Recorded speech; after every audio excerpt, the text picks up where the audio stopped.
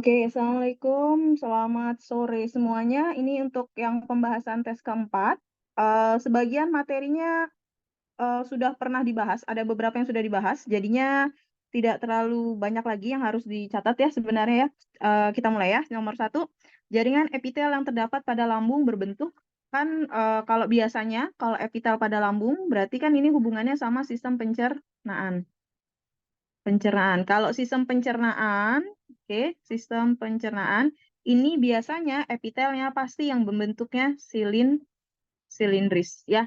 Biasanya kalau ada hubungan dengan pencernaan dan pernafasan, oke, pencernaan dan pernafasan pasti epitelnya berbentuk silindris. Nah, untuk yang pencernaan contohnya misalnya di lambung gitu atau misalnya di usus, lambung, usus, empedu. Nah, modelnya seperti itu ya hubungannya dengan pencernaan itu pasti epitelnya silindris selapis. Jadi jawabannya yang A.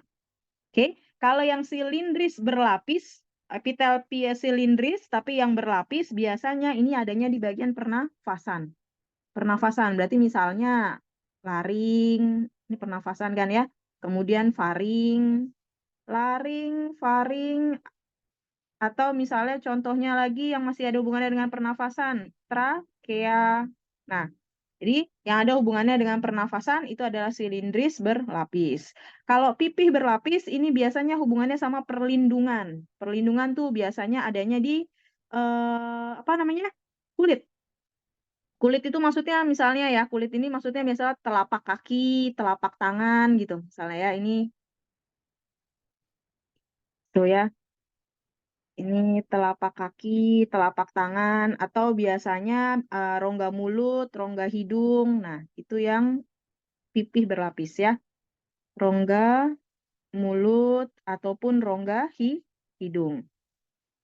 Oke, terus kalau yang pipih berlapis banyak, ini sama aja. Yang C sama yang D, ini akan sama maksudnya. Pipih berlapis sama pipih berlapis banyak, ini sama. Ini sama ini. Ya, ini satu kesatuan. Oke, kalau silindris berlapis bersilia, nah kalau ada silianya ini pernafasan. Biasanya ini memang konsentrasinya lebih ke ya, kalau yang bersilia. Karena silianya itu kan rambut halus gitu ya. Rambut halusnya itu biasanya dipakai buat mendorong kalau ada kotoran yang masuk. Jadi biasanya di trakea atau biasanya di bronkus yang buat dorong kalau ada kotoran di udara gitu ya. Atau enggak biasanya bisa juga di saluran oviduk. Saluran oviduk. Oviduk itu yang tempat pertemuan sperma dan ovum atau saluran telur. Oviduk ya. Oke, jadi nomor satu jawabannya yang A. Soal nomor 2. Mikroorganisme penghasil antibiotik. Sebenarnya ini bisa kita coret yang nggak mungkin jadi jawaban ya. Contohnya misalnya Bacillus anthracis. Ini kan ada kata-kata Bacillus anthracis, Bacillus anthracis. Nah, anthracis itu penyakit. Ini penyakit antraks. Penyakit antraks. Penyakit antraks itu biasanya penyakit yang menyerang hewan peliharaan kayak sapi, kerbau. Nah, itu namanya penyakit antraks. Jadi kalau udah kata-kata antraksis sudah pasti penyakit antraks. Itu udah pasti salah ya. Jadi jangan jawab yang A, jangan jawab yang B. Terus gimana yang depannya Kak? Streptomyces griseus betul. Ini antibiotik namanya streptomycin. Bacillus polymixa ini juga untuk antibiotik namanya polymyxin. Jadi yang depannya betul, tapi yang A sama B yang bikin salah karena ada Bacillus anthracis. Jelas ya? Terus yang C, Penicillium notatum betul. Ini untuk antibiotik, tapi kesalahannya lagi-lagi berada di belakang. Lactobacillus bulgaricus. Oke, yang ini Lactobacillus bulgaricus. Nih, ini kalau udah lactobacillus, ini pasti buat bikin susu asam, ya kan? Atau yogurt. Nah, buat bikin susu asam atau yogurt. Oke, jadi yang C juga salahnya di bagian belakangnya. Terus yang D, Penicillium notatum itu betul, itu buat antibiotik ya. Ininya betul, Streptomyces griseus buat bikin streptomycin. Duanya nama antibiotik. Oke, betul. Oke, jadi yang dua jawabannya yang D. Kalau yang E, Penicillium notatumnya betul, tapi kesalahannya berada di Pseudomonas ya. Pseudomonas fluorescens. Pseudomonas yang namanya Pseudomonas itu biasanya apa namanya ya? Pseudomonas tuh bukan buat bikin antibiotik gitu biasanya. Biasanya dia itu untuk apa ya bahasanya ya? eh Menghasilkan suatu zatnya itu buat meningkatkan pertumbuhan tanaman. Ya, jadi biasanya kalau kita ngomongin Pseudomonas apa namanya fluorescens ya, dia ini bukan memanfaatkan ya bahasanya, menghasilkan zat tumbuh gitu aja deh. Itu paling gampang deh bahasanya. Ini menghasilkan zat tumbuh pada tumbuhan. Ya, jadi tumbuhan produksinya jadi meningkat gitu biasanya ya, zat tumbuh pada tumbuhan biar produksinya meningkat ya. Oke, nomor 2 jawabannya yang D. Nomor 3, ada 2 spesies jantan gitu ya, ada 2 spesies jantan yang tidak memiliki viabilitas dalam saluran reproduksi betina. Disebut dengan isolasi apa? Viabilitas, ini kata-kata viabilitas itu sama aja dengan kemampuan hidup ya. Jadi dia tidak memiliki viabilitas itu kemampuan hidup dalam saluran reproduksi betina. Nah, namanya isolasi apa? Jadi isolasi itu sendiri adalah penghambatan ya, penghambatan yang terjadi pada 2 spesies yang sama sehingga mereka tidak bisa kawin. Oke, paham ya? Jadi isolasi itu intinya adalah penghambatan. Ya, sama kayak orang bilang isolasi, yaitu penghambatan. Penghambatan. Penghambatan. Oke, dari 2 spesies yang sama sehingga mereka tidak bisa kawin ya. Oke, kita ambil contohnya satu-satu. Isolasi mekanik. Apa sih Kak isolasi mekanik? Kalau ngomongin isolasi mekanik itu penghambatan yang terjadi yang diakibatkan oleh gitu ya. Kalau mekanik ini biasanya terjadi penghambatan karena adanya perbedaan bentuk alat reproduksi. Itu pasti mekanik. Jadi kalau mekanik ini bentuk alat reproduksi. Nah, bentuk alat reproduksi.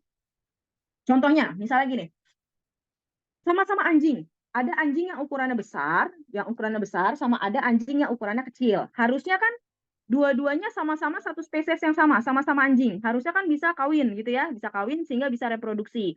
Nah, karena ukuran anjingnya saja sudah beda, satu besar, satu kecil, otomatis bentuk alat reproduksinya pun akan berbeda ukuran. Nah, menyebabkan karena perbedaan bentuk alat reproduksi itulah menyebabkan 2 anjing ini tidak dapat kawin. Oke, jadi itulah yang disebut sebagai isolasi mekanik. Ya, jelas ya. Kemudian yang kedua, isolasi musim. Ya, musim. Ya, ini lebih ke musim kawinnya biasanya. Perbedaan musim kawin. Ini yang isolasi musim ya. Kalian tulisin. Ini perbedaan musim kawin. Misal nih. Yang paling gampang aja. Kucing deh misalnya. Kucing yang biasa tinggal di Indonesia, oke, Indonesia itu punya 2 musim kan, hanya musim panas sama musim dingin, sama kucing yang biasanya hidup di daerah Eropa yang punya 4 musim. Misalnya, kalau kucing di Indonesia, musim kawinnya tuh berada pada musim panas, misalnya nih ya. Jadi, misalnya dia berada di musim panas, musim kawinnya. Terus dia bertemu dengan kucing gitu ya, kucing yang biasanya hidup di Eropa. Yang biasanya kalau di Eropa, musim kawinnya itu pada musim salju, misalnya seperti itu. Nah, begitu mereka diketemukan, harusnya kan sama-sama kucing bisa kawin nih, bisa reproduksi, bisa punya keturunan. Nah, gara-gara musim kawin kebiasaannya berbeda, satu musim panas, satu musim salju, maka mereka tidak bisa untuk kawin dan reproduksi. Gitu. Kebayang ya, itu namanya isolasi musim. Memang musim kawinnya berbeda. Kemudian yang ketiga, isolasi tingkah laku. Ya, ini tingkah lakunya yang beda. Misalnya lagi seperti ini. Sama-sama jenis burung, burungnya sama-sama jenis burung A. Nah, yang satu biasa kalau misalnya dia mau kawin, biasanya dia tingkah lakunya berputar-putar, menari berputar-putar. Nah, menari berputar-putar itu menunjukkan dia menarik lawan jenisnya, gitu ya, biar untuk reproduksi gitu. Nah, cuman yang satu lagi di tempat yang lain biasanya mungkin dia berteriak, bernyanyi gitu. Model suaranya berteriak-berteriak itu menandakan dia mau kawin. Kalau mereka berdua ditemukan, padahal jenis burungnya sama nih, sama-sama burung A misalnya. Tapi karena tingkah laku merekanya berbeda, akhirnya mereka sama-sama nggak ngerti gitu, nggak ngerti kalau tingkah laku ini sebenarnya adalah untuk reproduksi. Itu namanya tingkah laku. Oke? Kalau yang isolasi keempat namanya ekologi. Kalau ekologi ya berarti tempat hidupnya berbeda, habitatnya berbeda. Misalnya katak katak air gitu ya yang biasa dihabiskan hidupnya di air sama katak pohon. Walaupun mereka berada di satu tempat yang sama, tapi satu lebih banyak menghabiskan di atas pohon, satu lebih banyak menghabiskan di dalam air, gitu kan ya misalnya. Maka mereka walaupun bertemu, maka akan susah untuk reproduksi. Karena tempatnya saja, tempat biasa dia hidup itu akan berbeda. Itu namanya isolasi ekologi. Sedangkan kalau isolasi gamet ini adalah masalah si kemampuan hidup dari si selnya. Gamet berarti kan ini kemampuan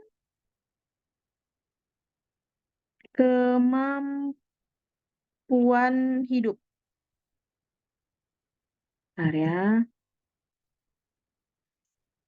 Oke, ini kemampuan hidup sel gametnya. Sel gamet di sini adalah kalau gamet jantan berarti sperma, gitu misalnya ya. Ini gamet jantan, ataupun kalau gamet betina, ovum. Oke, contohnya misalnya, sperma kan harusnya dia bergerak, ya kan, berenang gitu kan ya, dari bawah, ya, dari vagina bawah, kemudian dia harus berenang sampai ke oviduk atau tuba falopi, agar bisa fertilisasi dengan sel telur. Misalnya, si sperma itu kurang nutrisi, atau kurang tenaga sehingga dia tidak bisa mencapai ke tuba falopi atau oviduk sehingga dia mati di tengah jalan. Nah, akhirnya kan tidak bisa membuahi sel telur. Nah, itu yang disebut sebagai isolasi gamet. Jadi gametnya yang bermasalah. Jelas ya?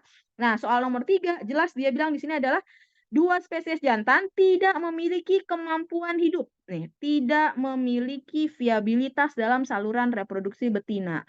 Berarti yang masuk ke saluran reproduksi betina adalah sperma. Kalau sperma berarti jawabannya isolasi gamet. Gitu. Jelas ya? Paham ya masalah isolasi? Jadi nomor 3 jawabannya yang E. Soal nomor 4. Oke. Untuk mendeteksi infeksi parasit dan reaksi penyakit alergi, gitu ya, tenaga medis memeriksa antibodi yang jenisnya apa? Oke, jadi ingat teman-teman, ini belajarnya di bab yang namanya sistem imun atau sistem kekebalan tubuh. Oke, kekebalan tubuh kita itu ya namanya antibodi. Jadi diingat ya. Jadi kekebalan tubuh kita membentuk perlindungan. Perlindungannya namanya antibodi. Oke. Ya, antibodi ini akan melawan yang jahat yang masuk ke dalam tubuh kita. Misalnya virus, bakteri, jamur, ya kan? Apapun yang masuk ke dalam tubuh kita yang menimbulkan penyakit itu kita sebut sebagai antigen. Jadi, antigen ini yang menyebabkan penyakit nih yang masuk ke dalam tubuh kita, antigen. Jadi antigen itu bisa virus, bisa bakteri gitu kan ya, bisa jamur. Nah, antigen ini akan dilawan oleh yang namanya antibodi. Ini sistem imun kita. Kebayang ya? Nah, yang ditanya, kalau ada infeksi parasit, antigennya parasit gitu ya, dan menyebabkan alergi, maka antibodi jenis apa yang akan berperan dalam menangkalnya? Oke, kita lihat sebentar. Kanina ganti dulu ya. Kita ganti slide-nya dulu. Bentar ya.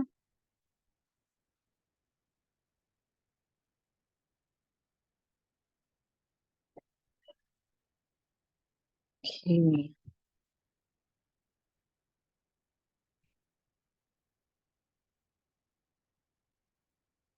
Nah, kita lihat.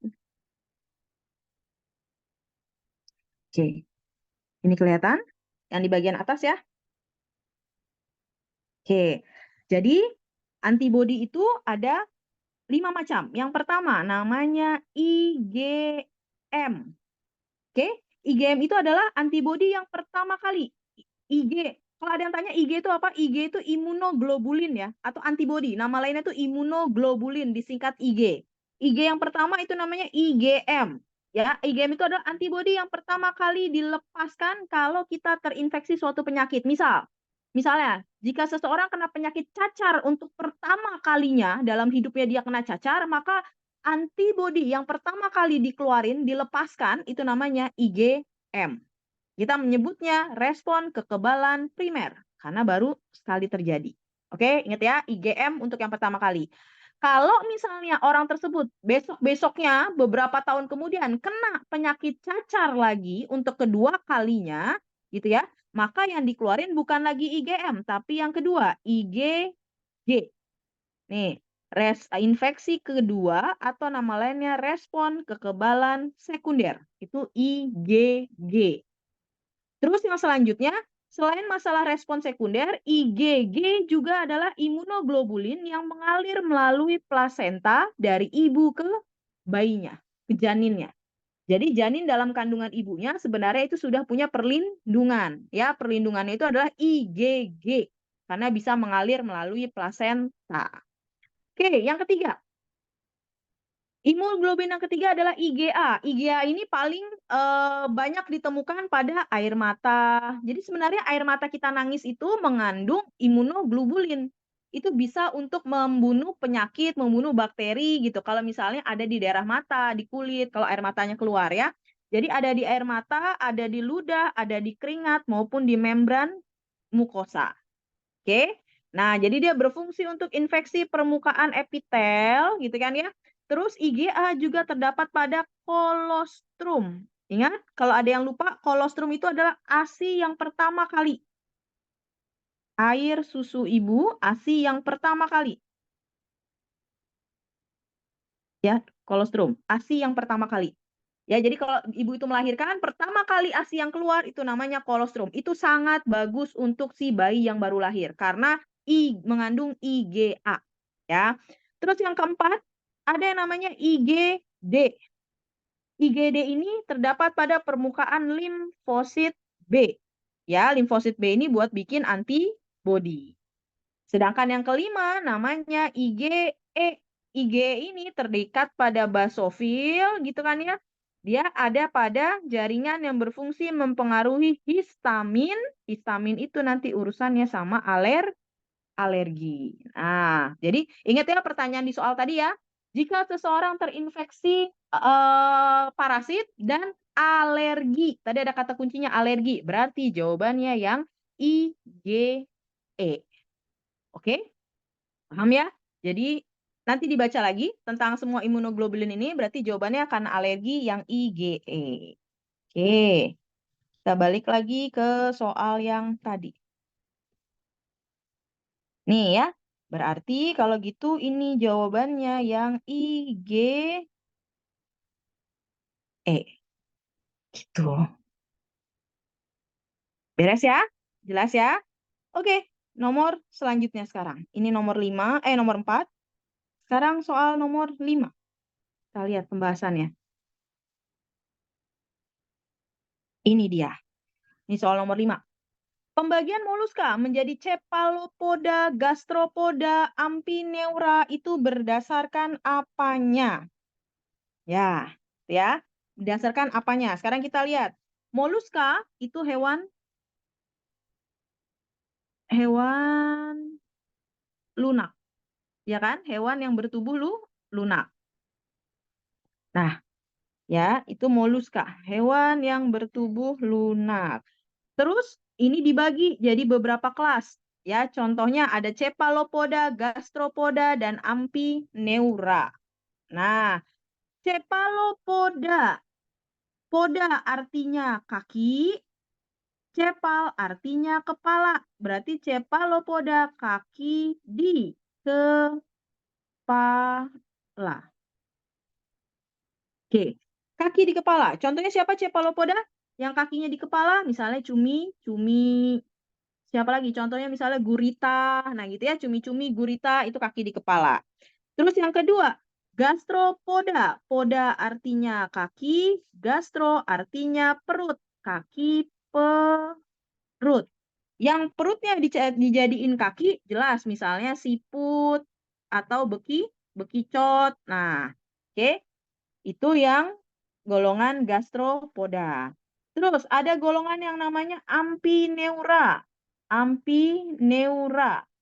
Ampineura itu kalau kalau cephalopoda teman-teman pasti sering lihat gitu ya, cumi-cumi gurita, gastropoda sering lihat siput gitu ya. Tapi kalau ampineura memang jarang terlihat gitu ya.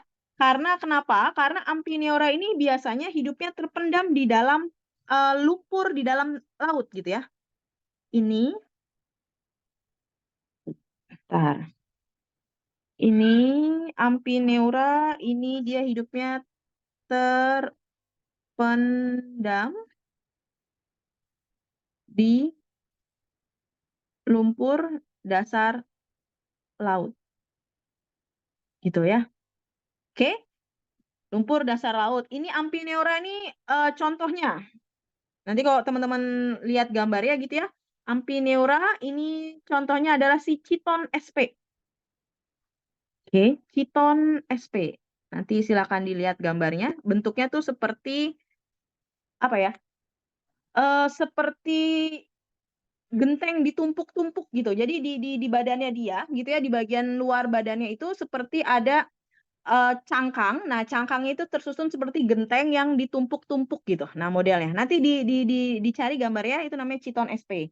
Nah, kalau gitu yang nomor 5 kelihatan kan cephalopoda kaki di kepala, gastropoda kaki perut. Nah, gitu ya modelnya ataupun dia punya cangkang yang bentuknya seperti genteng. Nah, berarti pembagiannya berdasarkan apa? Berdasarkan ini kata kuncinya ini, alat gerak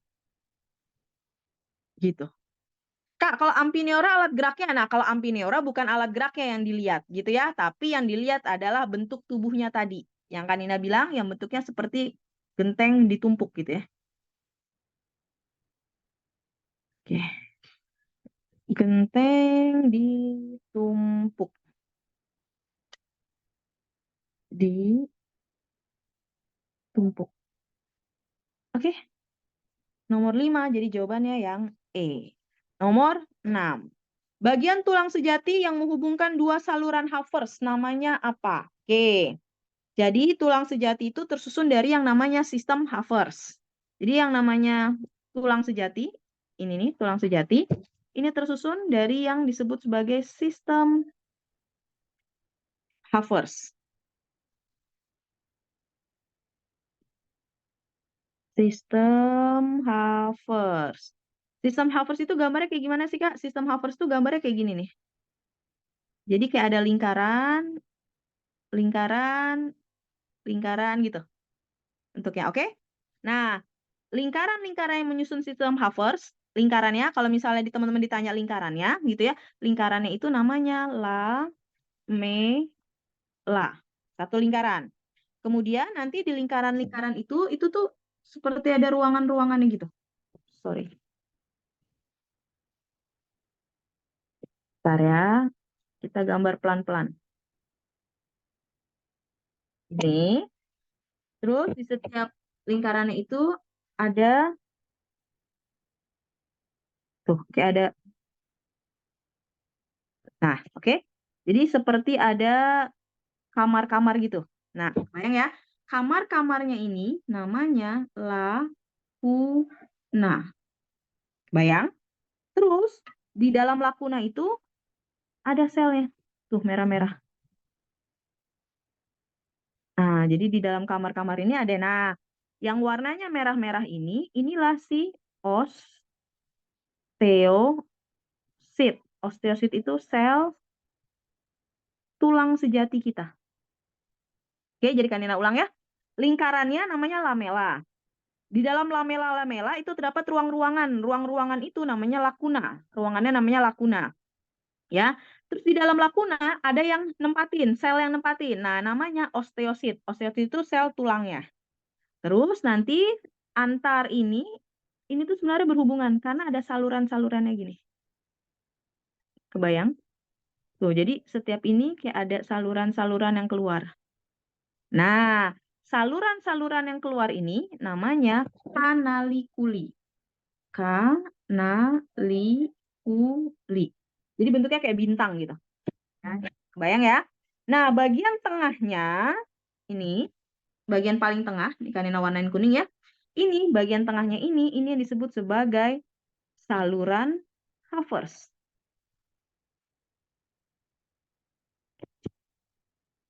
Saluran Havers. Saluran Havers. Gitu.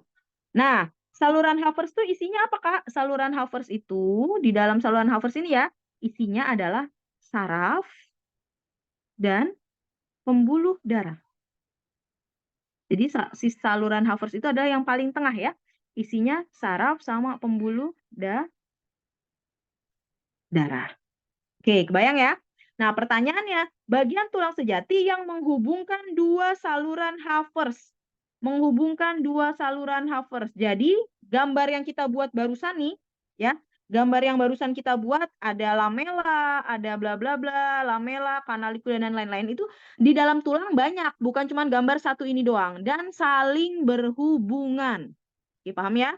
Jadi gambar yang barusan kita buat, si sistem Havers ini banyak ya, jumlah bulat-bulatannya itu banyak. Nah, penghubung antara dua saluran Havers 1 dengan saluran Havers yang lain, misalnya, Kanina bikin di sebelah sini lagi nih. Ini satu ya, terus di sebelah sini nanti ada lagi. Gitu. Ya, di sebelah sini ada lagi. Nah, ini saling berhubungan nih, berdua ini. Antara yang tengah ini, yang warna kuning, dengan warna kuning yang ini saling berhubungan bagian bawahnya. Nah, penghubungnya namanya apa? Penghubungnya kita sebut sebagai saluran Volkmann. Bisa ya? Jadi, kalau bagian yang menghubungkan dua bagian tengah yang kuning-kuning itu, dua saluran Havers, itu kita sebut sebagai saluran Volkmann.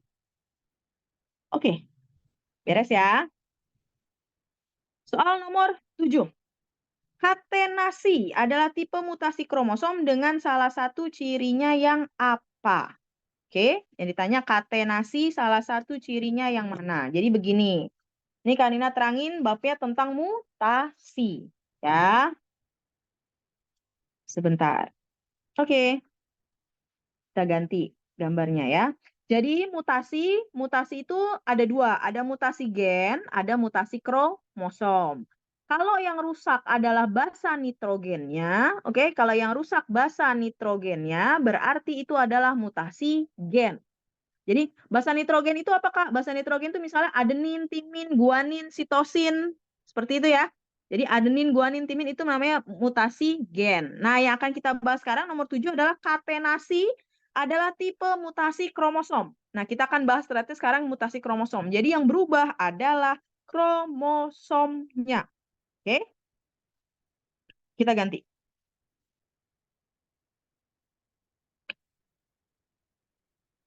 Kelihatan gambarnya? Kelihatan ya? Jadi, yang disebut sebagai mutasi kromosom itu apa sih? Mutasi kromosom itu sebenarnya bisa, yang berubah tuh bisa jumlahnya. Teman-teman ingat ya, jumlah kromosom manusia itu kan jumlahnya 46. Nah, dari 46 ini jumlahnya bisa bertambah jadi 47 atau 48 atau malah jumlahnya berkurang. Misalnya 45 gitu ya. Berkurang dari normalnya 46. Itu bisa. Oke. Jadi kalau mutasi kromosom tuh bisa yang berubah adalah jumlahnya dari normal 46, bisa juga jumlahnya tetap normal tapi bentuk kromosomnya yang jadi berbeda. Itu juga bisa. Oke. Jadi mutasi kromosom, karena ulang, yang berubah kromosomnya bisa jumlah kromosomnya dengan normal 46 buah gitu ya. Bisa nambah, bisa kurang, ataupun jumlahnya normal 46, cuman bentuknya saja yang berubah bentuknya. Nah, kita belajar sekarang yang bentuknya berubah ada apa saja. Yang pertama lihat. Ada yang disebut sebagai delesi. Delesi itu dari kata-kata di delete. Delete itu berarti artinya dihilangkan. Coba lihat contohnya. Awalnya kromosomnya A, B, C, D, E, F, G, H. Kemudian D-nya di delete. Nih. Jadi hilang kan? Tinggal A, B, C, D-nya hilang, E, F, G, H. Kalau ada yang hilang namanya delesi. Terserah. Mau hilangnya 1, mau hilangnya 2, mau hilangnya 5, mau hilangnya 7, asal ada yang hilang namanya delesi. Yang kedua, duplikasi. Oke, duplikasi itu berarti penggandaan. Lihat awalnya A, B, C, D, E, F, G, B, C-nya mengganda. Jadi A, B, C lagi. Tuh. BC-nya jadi double 2 kali.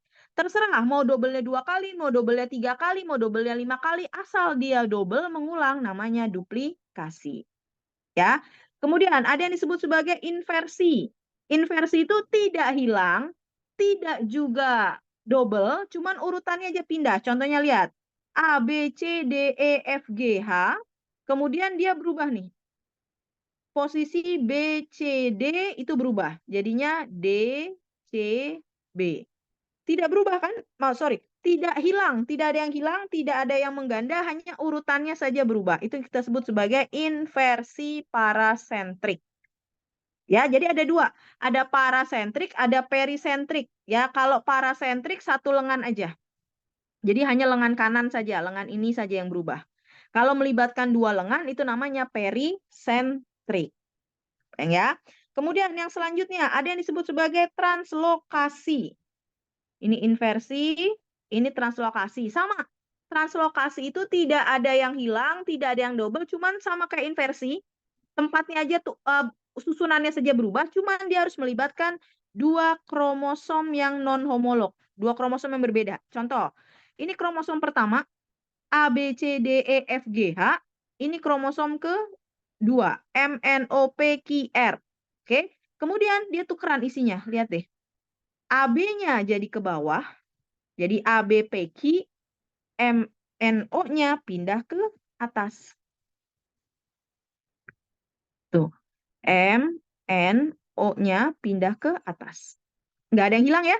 Nggak ada yang hilang, nggak ada yang mendobel gitu kan. Hanya tukeran tapi melibatkan dua kromosom yang berbeda, non-homolog. Itu namanya translokasi. Oke, kebayang ya? Kemudian ada isokromosom. Nih, isokromosom ya. Kalau isokromosom ini tinggal diputus saja. Tuh. Yang panjang akan sama yang panjang, yang pendek sama yang pendek. Kemudian ada kromosom cincin. Kromosom cincin hanya seperti ini saja. Misalnya putus di AHI, ini putus. AHI-nya gabung jadi satu. Sisanya, ya, sisanya yang ini tadi nih sisanya, ini akan membentuk lingkaran atau cincin. Oke, itu kromosom cincin. Nah, yang ditanya tadi adalah yang katenasi. Katenasi itu apa? Ujung kromosom yang sama saling berdekatan sehingga membentuk suatu lingkaran. Itu kata kuncinya. Ujung kromosom yang sama, homolog, saling berdekatan membentuk suatu lingkaran. Contohnya seperti apa? Contohnya seperti ini. Nah, ini namanya katenasi. Kelihatan? Ujung yang sama saling berdekatan. Ini. A ketemu sama A. Ya kan? C ketemu sama C. M ketemu sama M. K ketemu sama K. Gitu.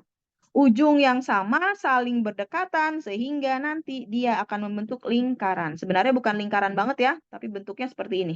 Seperti belah ketupat gini. Cuman kita nyebutnya lingkaran. Oke, kalau katenasi kata kuncinya berbentuk lingkaran. Walaupun nggak lingkaran-lingkaran banget ya, ini kan bentuknya kayak belah ketupat gitu sebenarnya ya. Gitu modelnya. Oke, jadi kita balik lagi ke soal yang tadi.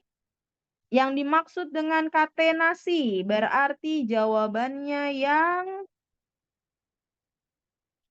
katenasi. Harus ada kata kuncinya yang sama membentuk lingkaran. Ini dia. Jawabannya yang E. Bisa ya? Oke, kalau yang A, bagian kromosom dihasilkan 2 kali. Tadi kalau dihasilkan 2 kali double, ini namanya duplikasi. Tadi gitu kan ya? Ini duplikasi. Segmen kromosom dipindahkan dan disisipkan kembali. Udah dipindahin tapi dimasukin lagi. Berarti nggak ada yang hilang. Ini nama lainnya. Inversi. Tadi gitu ya. Segmen kromosom dipindahkan. Udah dipindahkan terus dihancurkan. Nah sebenarnya kalau dipindahin doang inversi. Tapi kalau dihancurkan berarti hilang ya. Ini bisa jadi delesi. Karena dihancurin. Ya kan? Kemudian yang ini hilang, ini juga delesi. Oke, ini yang disebut sebagai katenasi. Oke, soal nomor 8. Kita lanjut ya. Ini gambar struktur virus. Oke, ini gambar virus pemakan bakteri atau kita nyebutnya sebagai bakteriofage. Ini gambar bakteriofage. Oke, bentar ya. Ini bakteriofage. Bakteriofage itu adalah virus pemakan bakteri. Boleh bilang virus pemakan bakteri, boleh bilang virus penginfeksi bakteri, boleh bilang virus pembunuh bakteri. Bebas. Nah, ya. Sekarang kita lihat. Bagiannya apa saja? Oke. Nomor 1, gitu kan ya. Ini kan nunjukin yang bulat di atas kan. Nomor 1 itu bagian kepalanya. Itu nomor 1. Di bagian kepala ada apa saja? Kalau dia nunjuknya di luar, ini yang lebih di luar nomor 2 apa nomor 3 nih? Nomor 2 ya. Kalau dia nunjuknya lebih di luar, ini namanya nomor 2 kapsid. Helmnya, ini fungsinya sebagai pelindung. Kalau dia nunjukin yang di dalamnya, berarti ini ngomongin asam nukleat. Asam nukleat itu DNA atau RNA, ya. Jadi asam nukleat itu ya kalau nggak DNA, RNA. Bagian nomor 4, ini bagian selubung protein. Nih, bagian 4, ini kita sebutnya sebagai selubung protein. Sedangkan yang kayak kaki ini kita nyebutnya serabut ekor. Nah, pertanyaannya, fungsi tubuh virus nomor 5. Oke, nomor 5 berarti serabut ekor itu untuk tempat menempel pada saat tubuh inang. Oke, dialah yang akan nempel di tubuh inangnya. Ya, kenapa nggak jawab yang A, Kanina? Yang A itu apa? Masuk ke dalam tubuh sel inang. Yang masuk ke dalam tubuh sel inang itu cuman asam nukleatnya saja. Oke, jadi kapsidnya nggak masuk, proteinnya nggak masuk, ekornya nggak masuk. Yang masuk hanya asam nukleatnya saja. Kalau menghindari virus dari sistem kekebalan sel inang, melindungi, menghindari, berarti ini bisa jadi pelindung. Pelindung ini bisa jadi si kapsidnya. Ya. Kemudian, melindungi DNA, RNA, ini juga kapsidnya. Ya, jadi udah melindungi transportasi virus. Ya, virus kalau pindah ya juga kalau virus kan biasanya bareng sama darah, misalnya. Jadi transportasinya virus ya biasanya numpang sama darah, bisa jadi seperti itu. Ya, jadi kalau dibilang kakinya Kak buat jalan, bukan. Kakinya itu bukan buat jalan, tapi kaki si ekornya tadi, serabut ekornya buat nempel pada tubuh inang. Ya. Oke, nomor 8 jawabannya yang B. Oke, jelas ya? Nomor 9 sekarang.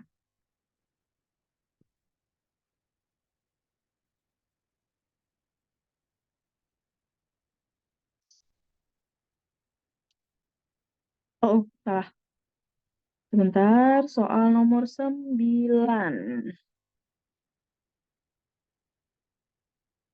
Ini dia. Sebentar, Kanina gedein dikit ya, biar teman-teman kelihatan. Oke, soal nomor 9. Senyawa organik dalam protoplasma itu apa saja? Ya. Organik dalam protoplasma. Protoplasma itu apa sih, Kak? Protoplasma itu ya seluruh isi sel, gitu ya. Seluruh isi sel berarti sitoplasma beserta organelnya. Organelnya kan ada mitokondria, ada seluruhnya ya. Seluruh organel. Jadi kalau ini gambar sel, ini nukleus, di sini ada mitokondria, misalnya ada retikulum endoplasma, ada badan Golgi, ada ribosom dan lain-lain. Nah, keseluruhannya ini gitu ya, keseluruhan isi sel, sitoplasma beserta organel-organelnya, beserta nukleus-nukleusnya, itu semua disebut sebagai protoplasma. Yang ditanya, organik dalam protoplasma apa saja? Ya tinggal dicoret-coret aja yang kira-kira bukan organik, ya kan? Kalau di kimia kan organik itu biasanya kalau ngomongin organik berarti kan kita biasanya ngomongin karbohidrat, ya nggak? Karbohidrat, protein, apalagi lipid, lemak itu organik. Cuman kalau yang garam-garam mineral itu pasti anorganik. Jadi yang pasti jangan ada kalium-kalium. Betul kan ya? Kemudian jangan ada yang udara-udara, oksigen, CO2 itu juga jangan. Ini udara. Gitu kan ya? Kemudian juga jangan yang ada airnya. Udah. Jadi yang termasuk organik yang mana aja? Yang tadi Kanina bilang karbohidrat, lemak, protein, asam nukleat. Yang lupa tadi, asam nukleat itu apa? Asam nukleat itu DNA ataupun RNA dan juga pigmen yang ada di dalamnya. Itu semua organik. Jadi jawabannya yang C. Sisanya anorganik. Nomor 10. Sel penyusun jaringan mesofil. Kalau udah ngomongin mesofil, mesofil itu adalah bagian dari daun, ya kan? Kalau kita ngomongin struktur daun, ini udah sering. Kalau kita gambar daun, gitu kan? Bentar. Kalau kita gambar daun, itu, ya enggak. Terus nanti ada bagian yang panjang-panjang, ada bagian yang bulat-bulat kecil, bulat besar, bulat kecil lagi, terus tutup lagi, bikin bolongan, gitu ya. Ini udah pernah kita bahas ya kalau ngomongin soal daun, ya enggak? Nih, oke. Kalau bagian dari daun, bagian atasnya ini disebut sebagai epidermis atas. Ini kita sebut sebagai epidermis bawah, ya kan? Epidermis bawah. Lubangnya ini disebut sebagai stomata, ya kan? Terus yang di atas ini pasti xilem, yang bawahnya pasti floem. Terus yang panjang-panjang ini namanya jaringan palisade. Ingat ya? Palisade atau nama lainnya jaringan tiang. Nah, yang bulat-bulat ini nama lainnya jaringan spons atau bunga karang. Ya, spons atau bunga karang. Bunga karang. Nah, gabungan mereka berdua, palisade sama spons, ini yang disebut sebagai mesofil. Oke, inilah yang disebut sebagai mesofil. Kalau ditanya apa fungsi mesofil, berarti mesofil ini dipakai sebagai tempat fotosintesis. Nah, ya jadi fotosintesis terjadi di mana? Di palisade sama spons. Tapi kalau ditanya tempat fotosintesis yang utama, maka teman-teman kalau ditanya yang utama jawabnya ini ya, palisade. Kenapa dia apa namanya tempat utama buat fotosintesis? Karena klorofilnya lebih banyak dibandingkan di spons. Paham ya? Jadi sebenarnya palisade dan spons dua-duanya bisa dipakai untuk fotosintesis karena mengandung klorofil. Cuman kalau misalnya ditanya mana yang lebih utama antara palisade dan spons, jawabannya yang palisade karena klorofilnya lebih banyak. Oke, bayang? Berarti jawabannya yang mana sekarang? Penyusun jaringan mesofil. Berarti mesofil jawabannya palisade dan spons. Nggak ada Kak jawaban palisade dan spons. Nah, palisade dan spons itu dua-duanya adalah jaringan parenkim. Jadi jawabannya 4 saja. Oke? Paham ya? Dah. Jadi ini parenkim. Ada parenkim palisade. Gitu ya. Nih, parenkim palisade sama parenkim bunga karang atau spons. Palisade sama spons bunga karang. Oke? Jawabannya jadi 4 saja yang betul. Yang lainnya salah, salah. Trakea dan trakeit, ini salah ya. Trakea dan trakeit itu bagian dari silem. Penyusun silem. Ya. Jadi bukan nomor 1. Nomor 2, sklerenkim. Kalau sklerenkim ini jaringan penguat, penyokong. Ya, ini udah pernah kita bahas. Penguat epidermis juga enggak. Ya, epidermis mah yang di atas itu epidermis. Jadi jawabannya 4 saja, D. Oke. Nomor 11. Bakteri nitrat dan bakteri nitrit yang membentuk nitrat adalah apa saja? Oke. Bakteri nitrat dan bakteri nitrit apa saja? Sebentar.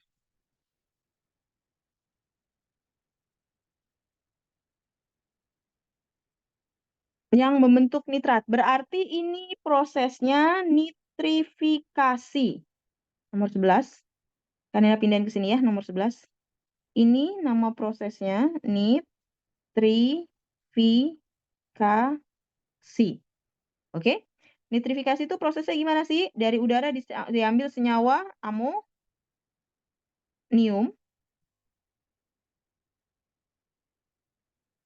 Oke. NH4. Gitu ya. Amonium NH4. Kemudian dirubah menjadi senyawa amonium. Ini huruf M ya. Ini dirubah jadi senyawa nitrit. Nitrit ini NO2. Oke. Tapi karena nitrit ini apa? Nitrit ini beracun gitu ya. Ini tuh nitrit ini bersifat racun. Maka ini harus diganti lagi jadi senyawa yang namanya nitrat. Tuh, nitrat. Nitrat itu NO3. Nitrat inilah yang diambil buat kesuburan. Ini yang diserap tanaman ya. Buat kesuburan tumbuhan. Jadi yang menguntungkan itu adalah nitrat. Nah, bakteri yang kerja, itu yang ditanya. Bakteri yang kerja ada bakteri apa aja? Amonium jadi nitrit. Ini bakteri yang kerja ada So-nya. Nitrosomonas sama nitrosococcus. Sedangkan nitrit jadi nitrat, bakterinya namanya nitrobakter. Berarti jawabannya yang mana aja? Nitrosomonas, betul. Nitrosococcus, betul. Nitrobakter, betul. Oke, nitrococcus, nggak ada. Oke, adanya nitrosococcus, harusnya gitu. Oke, jadi jawabannya 1, 2, 3 yang A. Nomor 12. Ini juga catatannya sudah ada ya. Lihat lagi yang respirasi aerob, catatan respirasi aerob, yang glikolisis, dekarboksilasi, oksidatif, tahap ketiganya siklus Krebs, tahap keempatnya rantai transfer elektron. Yang ditanya, dekarboksilasi hasilnya apa saja? Oke, lihat nomor 1. 6 NADH, 2 FADH, 4 CO2, dan 2 ATP. Ini hasil dari siklus Krebs. Lihat lagi catatannya ya. 2 asam pirufat, 2 NADH, 2 ATP. Ini hasil dari glikolisis. 34 ATP dan ada air. Kalau udah ada air namanya pasti rantai transport elektron. 2 asetil-CoA, 2 NADH, 2 CO2. Inilah tahap dekarboksilasi oksidatif. Berarti jawabannya 4 saja yang D. Oke. Nomor selanjutnya. Berarti ini salah, ini salah, ini salah. 13. Penyimpangan semu hukum Mendel secara atavisme. Ini kata kuncinya. Penyimpangan semu hukum Mendel secara atavisme. Perbandingannya 9331. Betul atau salah? Kita ingat-ingat lagi soal penyimpangan semu hukum Mendel. Ini Kanina tarik ke bawah ya. Penyimpangan semu hukum Mendel itu kan dibagi jadi beberapa peristiwa. Ya kan? Peristiwa pertama ada yang disebut sebagai atavisme. Atavisme itu yang itu loh, yang pial ayam, yang jengger ayam. Teman-teman masih ingat? Pialnya ada walnut, sumpel, pea, rose. Nah, itu ya. Itu atavisme. Kalau atavisme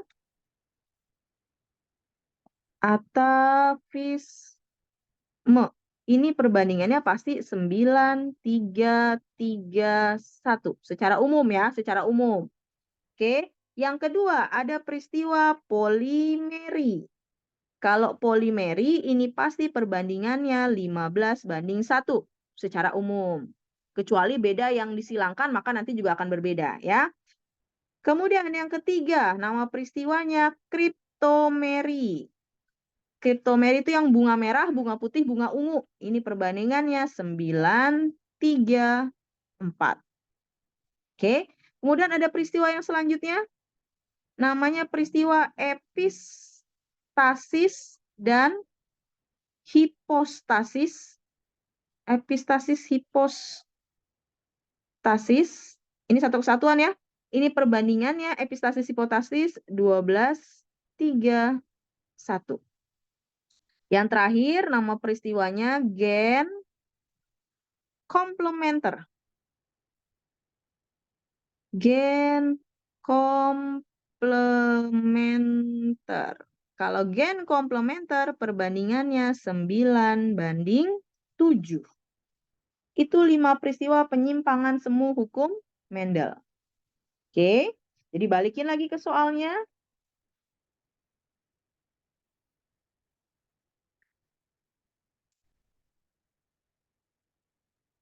Oke, di soalnya.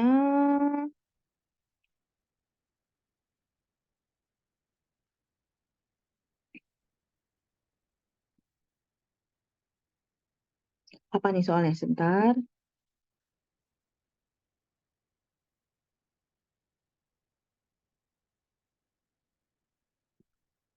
Penyimpangan semu hukum Mendel atavisme heterozigot. Nah, heterozigot F1 heterozigot. Jadi kalau yang Kanina tulis yang atavisme 9331, polimeri 15:1 sampai ke gen komplementer 9:7, itu perbandingan jika F1 heterozigot disilangkan dengan sesamanya. Oke, Kanina ulang ya. Jadi yang rumus yang Kanina tulis ini berlaku untuk persilangan antara F1 yang heterozigot dengan sesamanya. Oke, itu akan menghasilkan F2-nya dengan 9331 itu benar karena atavisme 9331 ya. Jadi ini hanya berlaku jika F1-nya heterozigot disilangkan dengan sesamanya. Contohnya kayak gimana sih, Kak? Contohnya misalnya kayak gini, A besar, A kecil, B besar, B kecil. Ini F1 kan? F1 heterozigot disilangkan dengan sesamanya. Seperti ini. Kalau nggak seperti ini, nggak heterozigot silangin dengan heterozigot, maka nanti tidak akan jadi perbandingan yang sesuai dengan ini, gitu ya. Jadi nanti beda lagi, tergantung persilangannya. Oke, bawahnya fenotip dari penyimpangan semua atavisme akan muncul apabila gen tertentu bertemu. Ya, atavisme itu artinya interaksi antara dua gen. Jadi akan muncul kalau gen tertentu bertemu dengan gen yang lain, gitu ya. Ini benar. Oke. Oke, benar-benar menghasilkan F2 9331 sebab terjadi pertemuan antara gen tertentu. Ya, ini berhubungan. Ya, jadi jawabannya yang A.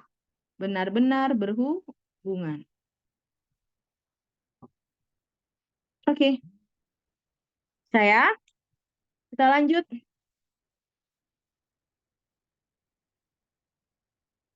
Soal berikutnya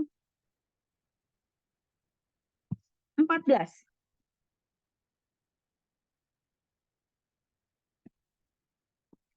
Pita DNA akan digandakan pada saat replikasi DNA. Ya, replikasi DNA itu artinya penggandaan DNA atau nama lainnya duplikasi DNA.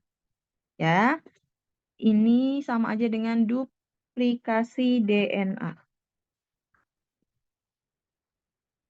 Duplikasi DNA. Jadi pernyataan pertama benar. Jadi pernyataan kedua, pemisahan pita DNA karena enzim polimerase. Nah, pemisahan dua rantai DNA, DNA itu kan rantainya dua ya. Kalau mau direplikasi, sebelum replikasi penggandaan, maka rantainya harus dipisahkan terlebih dahulu. Untuk pemisahan dua pita atau dua rantai DNA, kita pakai enzim. Namanya helikase. Teman-teman ingat aja, Rantai DNA 2 namanya double helix gitu kan ya, double helix. Untuk memisahkan double helix kita butuh enzim yang namanya helikase. Ya, jadi harusnya ini helikase nama enzimnya. Ya. Jadi ini salah pernyataan yang ini. Bukan pakai polimerase. Poli itu artinya banyak. Enzim polimerase ini dipakai buat membuat pita. Ya, jadi ini fungsinya untuk membuat pita DNA yang baru, bukan untuk membuka rantai. Ya, jadi buat misahin helikase, buat bikin pita DNA yang baru pakai enzim polimerase. Jadi jawabannya benar, salah. C. Oke, atasnya benar, bawahnya salah. Oke, nomor 15. Tanaman jagung adalah tanaman dikotil, berkeping dua, betul atau salah? Kalau misalnya teman-teman lupa gitu ya, masalah dia dikotil atau monokotil, coba bayangin aja daunnya. Oke, itu cara paling gampang sebenarnya menentukan dikotil sama monokotil kalau lupa. Kalau lupa dari ciri yang lain ya. Ciri paling gampang tuh dari daunnya. Teman-teman lihat daunnya. Kalau daunnya bentuk pertulangan daun, tulang daun ya yang di tengah ini memanjang kayak gini, pertulangan daunnya. Ya, ini kita sebut sebagai pertulangan daun sejajar atau pertulangan daunnya bentuknya seperti ini. Gitu ya. Ini kita sebut sebagai melengkung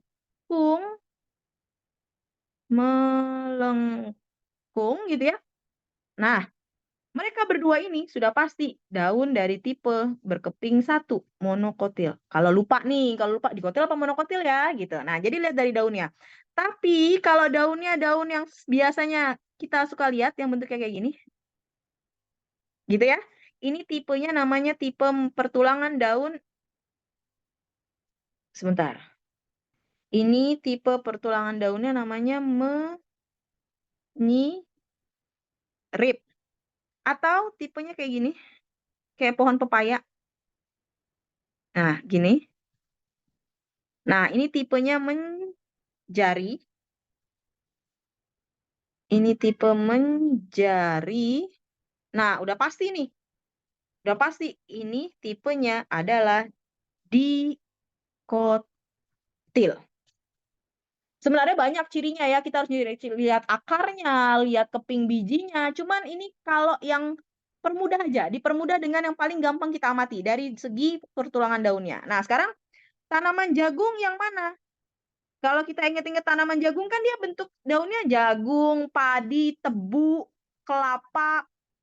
Jagung, padi, tebu, kelapa itu sama-sama daunnya panjang-panjang kan harusnya kan. Kayak begini nih daunnya nih harusnya.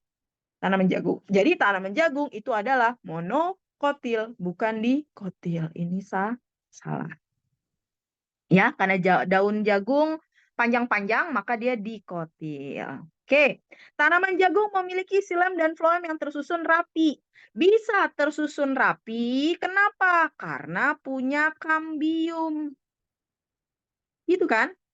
Bisa tersusun rapi karena dia punya kambium. Yang punya kambium siapa? Yang punya kambium itu tumbuhan dikotil. Kalau monokotil nggak punya kambium. Aduh, sebentar. Oke, nah tulisin. Yang punya kambium ini dikotil. Ya, sebenarnya sih yang punya kambium itu dua. Bisa kambium itu bisa dikotil, bisa gimnospermae, biji terbuka. Ya, jadi yang punya kambium itu bisa dikotil, bisa gimnospermae, biji terbuka. Tapi kalau monokotil tidak punya kambium. Jadi tanaman jagung memiliki xilem dan floem yang tersusun rapi. Benar apa salah? Nah, masalahnya jagung tadi kan dia harusnya monokotil kan? Oke, jagung harusnya tadi monokotil. Nah, kalau monokotil dia tidak punya kambium. Kalau nggak punya kambium berarti xilem sama floemnya tersusunnya tidak rapi atau xilem dan floemnya tersebar gitu kita bilangnya ya. Oke, karena dia tidak punya kambium, nih akibatnya apa? Xilem dan floemnya tersebar. Floemnya tersusunnya tidak rapi. Ada boleh bilang tidak rapi, boleh. Ada yang boleh bilang tersebar juga boleh. Ya, tersebar. Ya, jadi pernyataannya ini juga salah. Atasnya salah, bawahnya salah, jawabannya biasanya yang salah-salah. Oke, gitu ya. Jadi atasnya salah, bawahnya juga salah. Beres gambarnya. Kalau digambar gimana, Kak? Kalau digambar biasanya begini.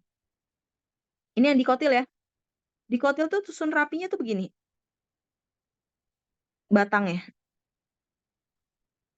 Gitu. Teman-teman biasa kan gambar kayak gini kan? Ini yang di luarnya floem. Ya, itu yang di luarnya. Oke. Yang di dalamnya sini silem.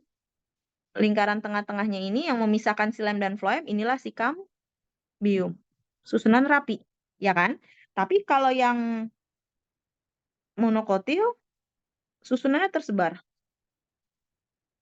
Bisa dimanapun, gitu. Ya, silem floemnya di mana, gitu. Nah, ini silem floemnya, ya sebenarnya sih, ini. Sorry. Kan gambarnya tersebar, ini bagi dua aja. Luarnya floem, dalamnya silem. Oke, begitu juga ini. Ini silem, luarnya floem. Tapi susunannya tersebar. Ini juga floem, dalamnya silem. Susunannya nggak rapi. Itu yang monokotil. Jadi nomor 15, pernyataannya salah. Eh, atasnya salah, sebabnya juga salah. Oke? Oke, selesai. Untuk tes yang keempat, ya. Untuk tes keempat sudah selesai kita bahas. Semoga berhasil untuk ujiannya. Kemudian soalnya dan seluruh materinya coba dibaca-baca lagi ya. Jadinya diingat kembali seluruh materinya ya. Jadi terima kasih banyak. Ujiannya semoga sukses. Kemudian mudah-mudahan dapat pilihan yang teman-teman inginkan gitu ya. Terima kasih banyak. Assalamualaikum warahmatullahi wabarakatuh.